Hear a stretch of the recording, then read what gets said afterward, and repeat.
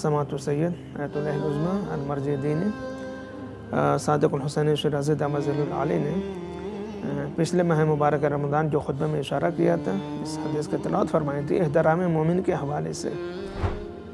का एहतराम मोमिन की हुर्मत और इकराम, उसका एहतराम काबे से भी बढ़कर है।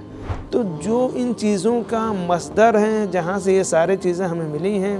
अगर उसी को लोग कज करने की और उसका रुख और उनके मकासद और मफ़ाहिम को किसी और जिहत से पेश करने की कोशिश करेंगे तो नतीजा ये होगा कि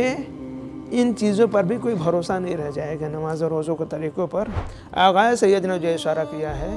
कि ये कुरान और अहले बैत अलैहिमुस्सलाम का दिफा और उनकी हिमायत और दुश्मनों की तरफ से बयान किए हुए इनके मुताल्लिक़ जो बातें, जो गलत निस्बतें इनकी तरफ दी हैं, उनसे दिफा किसी ज़माने में वाजिब किफ़ाई था।